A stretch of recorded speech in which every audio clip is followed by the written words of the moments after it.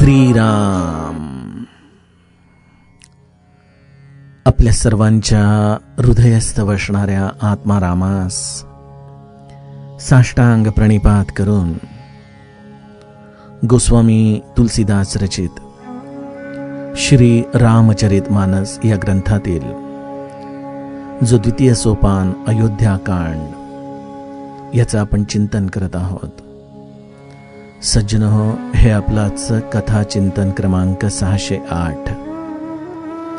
आपण गेल्या चिंतन प्रवाहामध्ये लक्ष्मणाच्या अंतःकरणात झालेला हा उद्रेक, ज्या आधाराने ते भरतजींच्या विषयी आपला संताप व्यक्त करत होते,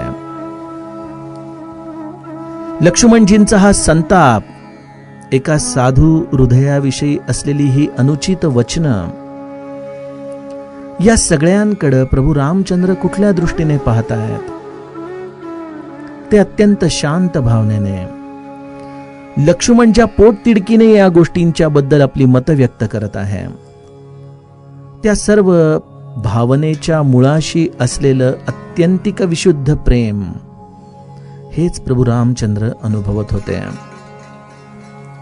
आपले स्वामी, आपला आराध्य, आपले सर्वस्व असलेले प्रभू रामचंद्र भरतजींच्या येण्यामुळं क्षणभर चिंतातूर झालेले आहेत, व्यग्र झालेले आहेत.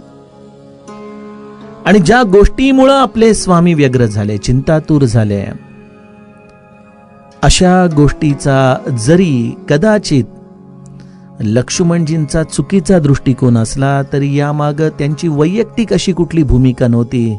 भूमिका एकच होती की माझ्या रामाला असहाय्य समजण्याची भरताने चूक केलेली आहे. ऋण आणि शत्रू हा कदापिही शिल्लक ठेवू नये, ही राजनीती आहे आणि त्याप्रमाणे भरत वागत आहे. परंतु त्याने एक चूक केली की त्याने प्रभू रामचंद्रांना एकटं समजलं. हा लक्ष्मण जिवंत आहे. प्रभू रामचंद्रांच्या चरणांची वंदना लक्ष्मणजी करतायत. ती चरणरज आपल्या मस्तकी धारण करतात आणि म्हणतात की आपण क्षत्रिय आहोत, हातामध्ये धनुष्यबाण आहे. किती काळ आपण अजूनही भरताचं हे असलेलं कपटी आचरण सहन करायचं? कुठेतरी परिसीमा असली पाहिजे ना. आणि अशा लक्ष्मणाची ही परिसीमा या भरतजींच्या त्याने अंतःकरणात धारण केलेल्या कपटी आचरणामुळं आज एक प्रकारे या पंचमहाभूतांनी जशी मर्यादा ओलांडल्यानंतर जसे ते विश्वामध्ये प्रमाद घडवून आणतात, त्याप्रमाणे लक्ष्मणजींनी देखील आपली सहनशक्ती जणू काही संपल्यासारखी आज रणांगणाच्या आधाराने भरत आणि शत्रुघ्नला या रणशय्येवरती मी झोपवीन असं म्हणून आपल्या जटा सावरल्या, धनुष्यबाण हातामध्ये घेतलेला आहे. गोस्वामी लिहितायत की जणू काही वीर रस झोपेतून जागा व्हावा, त्याप्रमाणे लक्ष्मणजी भरताच्या बरोबर युद्ध करण्यासाठी तयार झालेले आहेत. प्रभू रामचंद्र लक्ष्मणाला शब्दाच्या आधाराने समजावत नाहीत, ती योग्य वेळ येण्याची वाट पाहत होते. आणि अशा या योग्य वेळेला येण्यापर्यंत लक्ष्मणाचा झालेला हा संताप आणि त्यामुळे समस्त सृष्टीमध्ये लोकपाल काय, सर्व प्राणी मात्र देखील अत्यंत भयभीत झालेले आहेत. अशा लक्ष्मणाचा हा संताप आता कशा पद्धतीने शांत होणार आहे याचं गायन गोस्वामीजी आजच्या चौपायांमधून करू लागतात. जगु भय मगन गगन भैबानी, लखन बाहुबलु विपुल बखानी, तात प्रताप प्रभाव तुम्हारा, को कही सकई को जान निहारा, अनुचित उचित काजु किछु हो, समुझि करिय भल कह सबको, सहसा करी पाछे पछताही, कहहि बेद बुध ते बुध नाही। सुनी सूर बचन लखन सकुचाने, राम सिंह सादर सन्माने। कही तात तुम्ह नीति सुहाई, सब ते कठिन राज मधुभाई। जो अचवत नृप मात हितेई, नाही न साधु सभा जेहि सेई। सुनहु लखन भल भरत सरीसा, विधि प्रपंचम सुनान दीसा। भरत ही होई न राज मधु, विधि हरिहर पद पाई। कबहु की कांजी सी करनी, क्षीर सिंधु बिन साई सियावर। रामचंद्र प्रिय हो।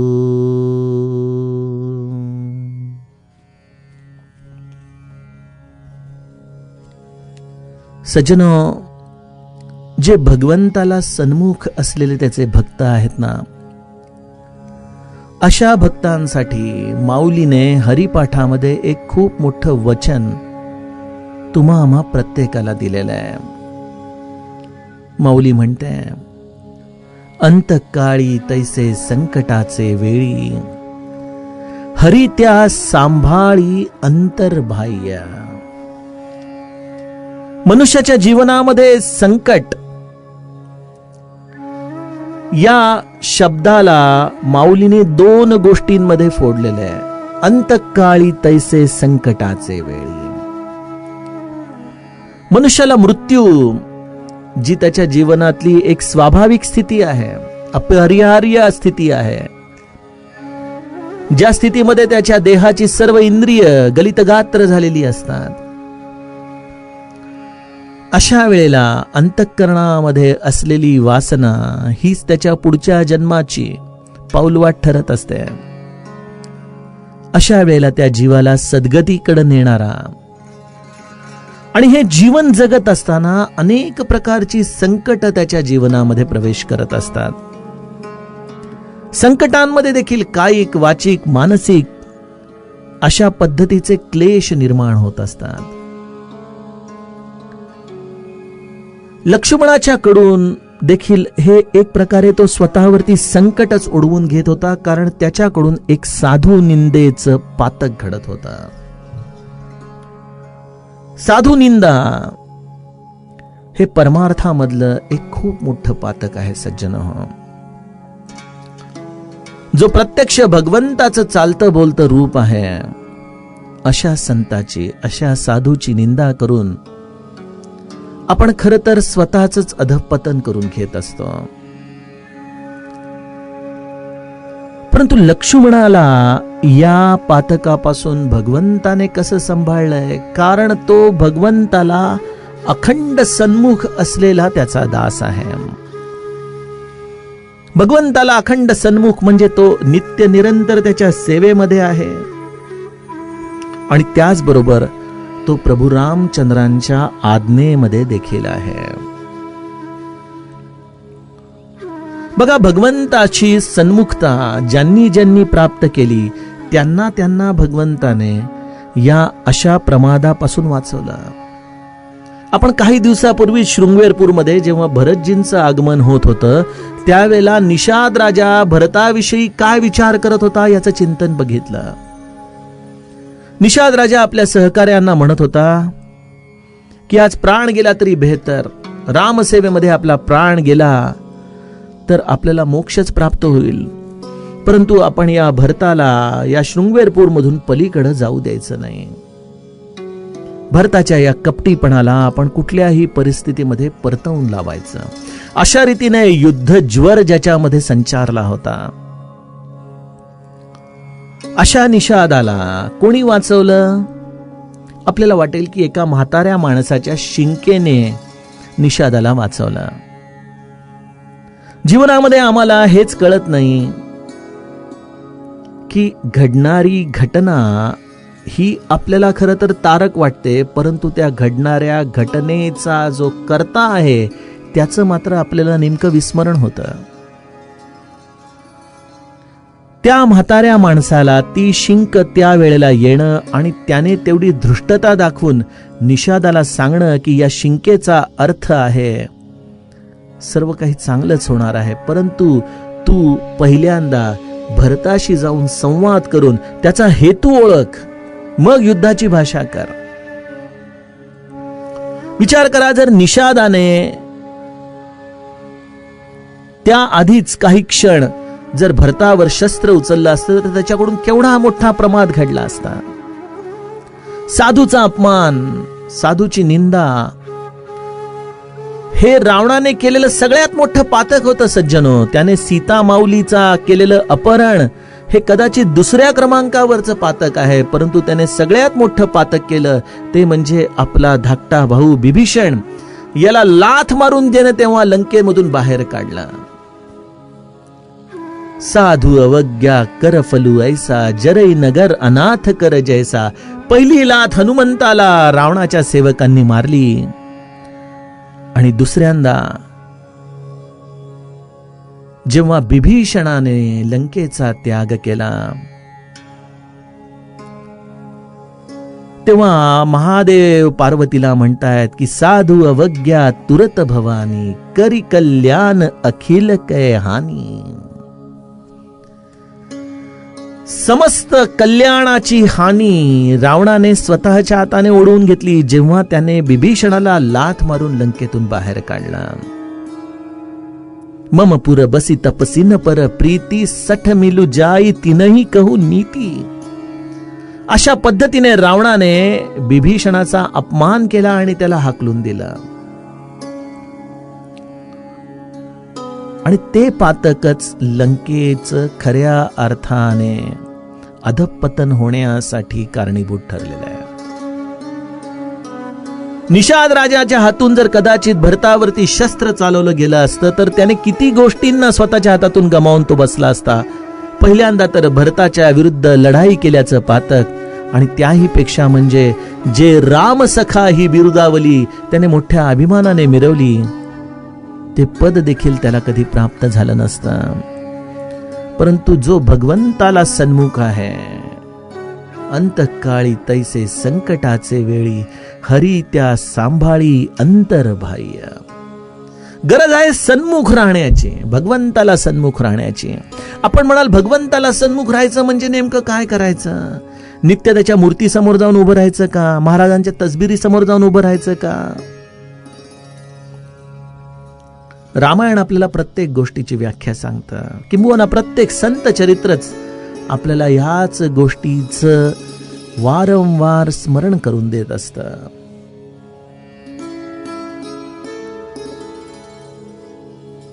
सुंदरकांडमध्येच भगवंत सीता माऊलीचं दुःख ऐकल्यानंतर अत्यंत दुःखी होतो. सुनी सीता दुःख प्रभु सुख अयना, भरिया ए जल राजीव नयना. बचन काय मन मम गति जाही, सपने हूं बूझिय विपत्ति की ताई. आणि त्यावेळेला राम हनुमंताला विचारतो की जो माझा मन कर्म आणि वचनांनी दास आहे त्याच्यावरती कधी संकट येऊ शकेल का हनुमंता? संकटाची व्याख्या काय? काय सुंदर संवाद आहे हो हा. आणि त्यावेळेला हनुमंत संकटाची व्याख्या भगवंताला सांगतो, आणि ती व्याख्या आम्ही जर आमच्या अंतःकरणात लक्षात ठेवली तर संकट या शब्दाचा आम्हाला खरा अर्थ कळेल. आम्हाला वाटतं की संकट म्हणजे केवळ आपल्या या प्रारब्धवश आपल्यावरती आलेले भोग. नाही, आपली ही व्याख्या चुकीची आहे.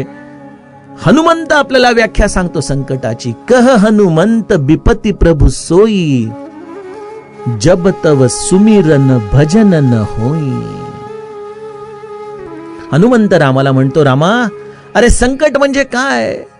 ऐक, संकटाची व्याख्या तीच की ज्या वेळेला तुझं स्मरण आणि ज्या वेळेला तुझं भजन जीवाच्या हातून सुटतं, त्यावेळेला जे घडतं त्याचं नाव संकट आहे.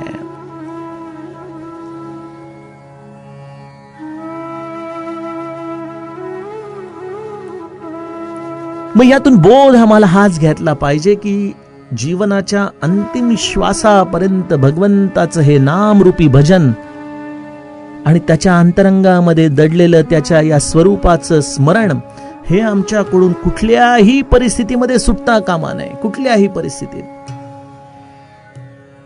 अनंत संकट येतील, परंतु ज्याचं स्मरण भक्कम आहे, ज्याचं नाम जीवनाच्या कुठल्याही अवस्थेमधून विस्मृतीमध्ये जात नाही, असं ज्याचं भजन आहे, असं ज्याचं स्मरण आहे, त्याला संकट येऊ शकत नाही. कारण संकट येण्याच्या आधीच हरी त्या सांभाळी अंतर्बाह्य. लक्ष्मणाने भरताच्या बरोबर लढाई करण्याचा संकल्प मनामध्ये केला आणि जर प्रभू रामचंद्रांनी त्यावेळेला लक्ष्मणाला काही समजावून सांगितलं असतं तर कदाचित लक्ष्मणाने ऐकलं देखील नसतं. तो म्हणाला असता, प्रभू तुमचं प्रेम आहे भरतावरती मी जाणतो, परंतु मी देखील तुमचा भाऊ आहे, आज तुम्ही मला अडवू नका. अशा पद्धतीने कदाचित आज्ञा उल्लंघनाचा देखील प्रमाद लक्ष्मणाकडून घडला असता. पण हरी त्या सांभाळी अंतर्बाह्य म्हणजे तो काही प्रत्यक्ष समोर येऊनच आपल्याला सांभाळेल असं नाही. तो कुठल्याही परिस्थितीमध्ये कुठल्याही रूपामध्ये येऊन आपल्याला सांभाळेल. पूज्य भाऊसाहेब काय म्हणायचंय, स्वारीच्या कानावरती घातलं, आपली जबाबदारी संपली. त्यांना अशक्य काय आहे, ते तसबिरीतून काय भिंत फोडून देखील बाहेर येतील आणि आपलं काम करतील. लक्ष्मणाला सांभाळायचं आहे, त्याच्या हातून या साधूच्या अपमानाचं पातक न घडता त्याला शांत करायचंय आणि त्यासाठी भगवंत प्रेरणा देत आहेत एका सुंदर आकाशवाणीला. आपण सर्वजण अत्यंत अभ्यासू मंडळी आहात. सहज एक जिज्ञासा म्हणून आपल्याला प्रश्न विचारतो. बरेच दिवस झाले प्रश्न विचारला नाही. आतापर्यंत आपण जेवढं काही रामायण ऐकलं त्यामध्ये बऱ्याच आकाशवाण्या झालेल्या आहेत. आपल्याला कुठल्या कुठल्या आकाशवाणीचा संदर्भ या रामायणातला आठवतोय? जे जे काही आठवत असेल त्याचं स्मरण करा. एक सुंदर आकाशवाणी झाली आणि या आकाशवाणीला चेतना देणारा, त्यामध्ये शब्द ओतणारा, त्यामध्ये सामर्थ्य आणणारा कोण आहे? समोर बसलेला प्रभू रामचंद्रच या सर्व गोष्टी घडवून आणतोय. सज्जनो, आपल्या जीवनामध्ये देखील संकट समयी आपल्याला कळणार नाही की कोण व्यक्ती कशा पद्धतीने येऊन आपली मदत करून जातो. आपण तर त्या व्यक्तीचा शोध घेत राहतो, परंतु ती व्यक्ती दुसरी तिसरी कोणी नसून त्याच्या प्रेरणेने आलेली आहे हे जर आपण समजलो तर आपल्या जीवनातल्या अनेक असलेल्या गुंतागुंतीच्या प्रश्नांची उत्तरं आपल्यालाच मिळून जातील. बघा, प्रभू रामचंद्रांच्या कृपेने एक सुंदर आकाशवाणी झाली आणि या आकाशवाणीच्या आधाराने तात प्रताप प्रभाव तुम्हारा, को कही सकई को जान निहारा.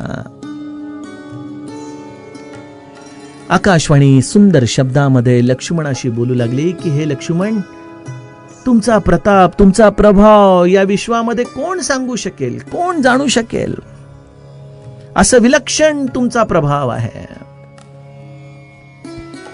परंतु आपण ज्या नीतीच्या आधाराने गोष्टी सांगत आहात त्यामध्ये एक गोष्ट मी फक्त आपल्याला अधिक सांगू इच्छित आहे, ती म्हणजे अनुचित उचित काजू किछु हो, समुझ करिय भल कह सबु को.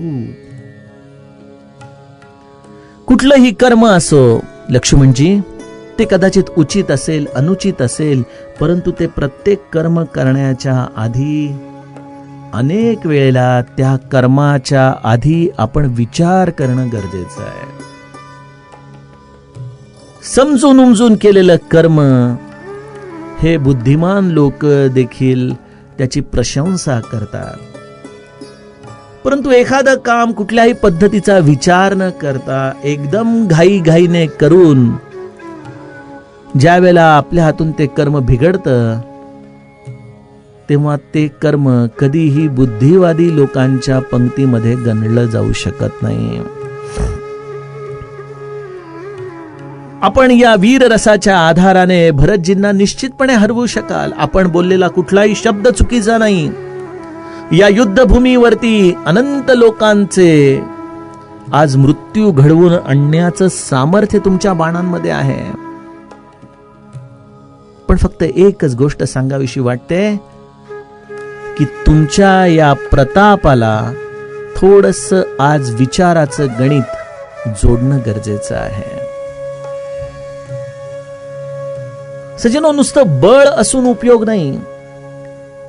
त्या बळाच्या बरोबर आपल्या अंतरंगामध्ये शील असणं देखील महत्वाचं आहे. हनुमंताची उपासना का करायची? सद्गुरूची उपासना का करायची? कारण की सद्गुरू आम्हाला काय देतो? हनुमंत आम्हाला काय देतो? हनुमंत आम्हाला तेच देतो ज्याचा त्याला आशीर्वाद मिळालेला आहे. कुठला आशीर्वाद मिळाला हनुमंताला?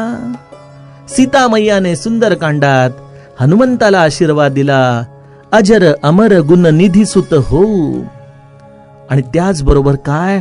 हो तात बल सील निधाना. हो तात बल सील निधाना. तू बळाचं आणि शिलाचं निधान हो, म्हणजे संकुल हो, साठा हो.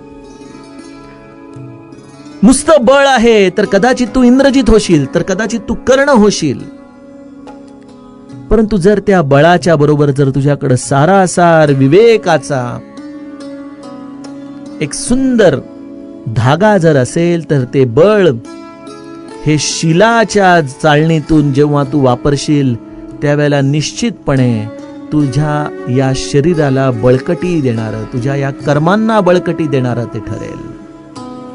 त्यामुळे सीतामाईने देखील अत्यंत विचारपूर्वक हनुमंताला आशीर्वाद दिले की बळ आणि शील या दोघांचा तू निधान हो. लक्ष्मणजी देखील अर्थात प्रभू रामचंद्रांच्या छत्रछायेखाली आहेत आणि प्रत्यक्ष लक्ष्मणाने देखील रामाच्या बरोबर जेव्हा अयोध्येतून बाहेर पडायचं होतं आणि जेव्हा प्रभू रामचंद्र लक्ष्मणाला सांगत होते की अरे नीती असं सांगते की अशा परिस्थितीमध्ये आपण जर आपल्या कर्तव्यांपासून पळालो तर अशा राजाला नरकामध्ये जावं लागतं, तेव्हा लक्ष्मणा तू काही माझ्या बरोबर येऊ नकोस, नीती असं सांगते. यावरती लक्ष्मण म्हणतो की आपल्या शब्दाबाहेर मी कसा जाऊ? आपण म्हणताय म्हणजे ते बरोबरच असणार. परंतु या लक्ष्मणाला हे नीती वगैरे शब्द नाही कळतो. हे एक छोटं बालक आहे जे तुमच्या सावलीमध्ये आजपर्यंत वाढलेलं आहे. माझ्याकडं तुमच्या शिवाय दुसरा कुठलाही आधार नाहीये प्रभू. आणि त्यामुळं लक्ष्मणाला आपल्या बरोबर ठेवणंच हे उचित आहे हे प्रभू रामचंद्रांनी त्याच वेळेला जाणलं. विचार करा क्षणभर की जर प्रभू रामचंद्रांनी लक्ष्मणाला अयोध्येत ठेवून गेले असते आणि जर भरत तिथं आले असते तर कदाचित हा संघर्ष अयोध्येमध्येच घडला असता. परंतु प्रभू रामचंद्रांची दूरदृष्टी तर बघा, त्यांनी लक्ष्मणाला आपल्या समवेत नेलेलं आहे. कारण त्यांना माहित आहे की या बाळाला मला वारंवार सांभाळावं लागणार आहे. हरी त्या सांभाळी अंतर्बाह्य. आकाशवाणीच्या आधाराने लक्ष्मणाचं हे अत्यंत सुंदर कौतुक आणि त्याचबरोबर त्याला एक छोटासा उपदेश झाला. त्याच क्षणी लक्ष्मणाच्या अंतरंगामध्ये असलेलं हा युद्ध ज्वर कुठच्या कुठं उडून गेला. संकोचवश तो प्रभू रामचंद्रांच्या चरणांशी आला, मान खाली घालून अश्रू ढाळत. आपण काय काय बोलून बसलो याचा विचार लक्ष्मणजी हृदयामध्ये करतायत. प्रभू रामचंद्र आणि सीता त्याच्याकडे कौतुकाने बघतायत, त्याच्या पाठीवरून हात फिरवतायत आणि लक्ष्मणाला शांत करत प्रभू रामचंद्र म्हणतात, बाळा तू अत्यंत सुंदर नीती सांगितलेस रे. मला अतिशय कौतुक वाटलं तुझ्या या नीतीपूर्ण वचनांचं. तू जे वाक्य म्हणालास ना की सब ते कठीण राज मधु भाई, हे खरोखर ब्रह्मवाक्य आहे बघ. राजगादीवरती बसलो आणि राजमद झाला नाही असा अत्यंतिक विरळा जीव असतो बर का. परंतु हा राजमदामध्ये बहुतांश लोकांना हा विंचू का डंख मारतो, याचं कारण असं आहे बाळा, की ज्यांनी ज्यांनी म्हणून राजगादी स्वीकारली आणि जर त्यांनी आपल्या जीवनामध्ये कधीही दीर्घकाळापर्यंत सत्संगतीचं सेवन केलं नसेल, तर अशा कुसंगतीमध्ये वाढलेल्या जीवाला निश्चितपणे राजगादी ही राजमद प्रदान करते. परंतु ज्याच्या अंतरंगामध्ये सत्संग पूर्णपणे शिरलाय, ज्याला सत्संगाच्या आधाराने विवेक प्राप्त झालेला आहे, त्याच्या अंतरंगामध्ये मात्र त्याला कधीही राजमद स्पर्श करू शकत नाही. सज्जनो, काय सद्भाग्य आहे की आज या संकटाच्या वेळेमध्ये आपल्या देशाची सूत्र ज्या माननीय पंतप्रधान नरेंद्र मोदींच्या हातात आहेत, ज्यांनी आपल्या आयुष्याच्या पूर्वार्धामध्ये प्रदीर्घ काळापर्यंत सत्संगती प्राशन केली आहे, साधू संतांच्या सेवेमध्ये त्यांनी आपला देह झिजवलेला आहे, आणि असा एक तपस्वी मनुष्य जेव्हा राजगादीवरती बसतो तेव्हा खऱ्या अर्थाने तो जनतेचाच विचार करतो.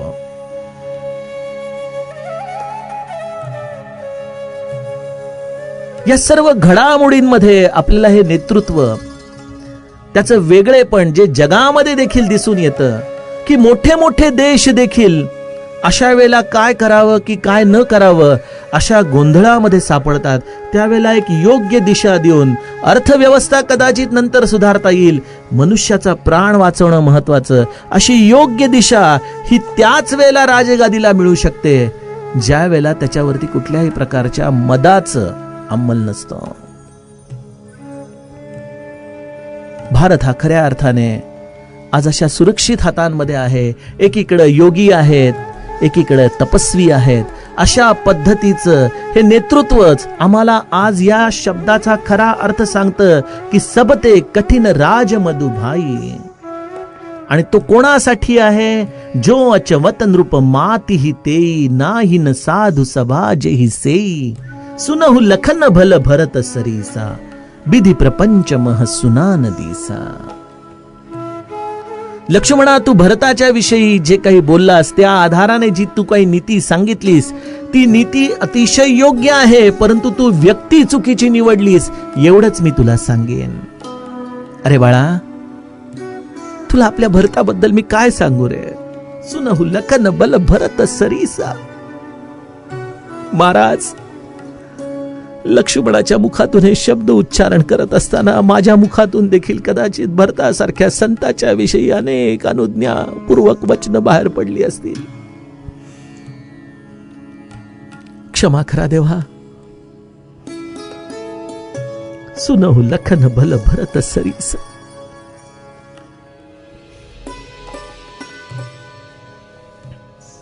भरतासारखा मनुष्य, ऐक लक्ष्मणा, असा उत्तम पुरुष या ब्रह्माच्या सृष्टीमध्ये कोणीही कधी ऐकला नाही आणि कधीही कधी पाहिला नाही.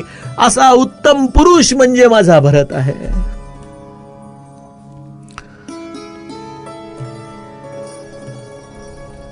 तू राजमद सांगितलास. राजमदाची तुझी सर्व व्याख्या बरोबर आहे, तुझी नीती देखील संपूर्णपणे बरोबर आहे, परंतु तू व्यक्ती चुकलास समजायला. आपल्या भरताच्या विषयी असा मनामध्ये विचार करू नकोस लक्ष्मणा. अरे भरताला केवळ अयोध्येचं राज्य मिळालंय. मी तुला काय सांगू? उद्या भरताला जर ब्रह्मदेव, विष्णू किंवा महादेवाचं जरी स्थान मिळालं, जे या विश्वामधलं सर्वोच्च पद आहे, या सृष्टीचं नियंत्रण करणारी ही 3 तत्व आहेत, या 3 तत्वांची जरी पद माझ्या भरताला मिळाली तरी या पदांचा देखील मद माझ्या भरताला होऊ शकणार नाही बरं. अरे, छोट्याशा दुधाच्या पातेल्यामध्ये विरजण घातलं त्यामध्ये जर काही आंबट पदार्थ घातला तर ते दूध नासतं हे मलाही माहीत आहे. परंतु एक दुधाच्या प्रचंड क्षीरसागराला एक थेंब ताकाचा कधी नासवू शकेल का रे बाळा? भरत आपला क्षीरसागर आहे, अमर्याद आहे, तृप्त आहे. त्याचं चरित्र दुधासारखं अत्यंत शुभ्र आहे. हा राजगादीचा एक छोटासा ताकासारखा थेंब या क्षीरसागरामध्ये पडला, म्हणून एवढा मोठा क्षीरसागर हा कधी नासवला जाऊ शकत नाही. त्यामुळं भरताच्या या अत्यंत शुभ्र चरित्रामध्ये ही राजगादी कधीही त्याला राजमद देऊ शकणार नाही. अशा पद्धतीने आपला विश्वास प्रभू रामचंद्र भरताच्या विषयी जो व्यक्त करत आहेत, सज्जन हो, त्याचं चिंतन आपण उद्याच्या कथाप्रवाहामध्ये करूयात. जानकी जीवन स्मरण. जय जय राम.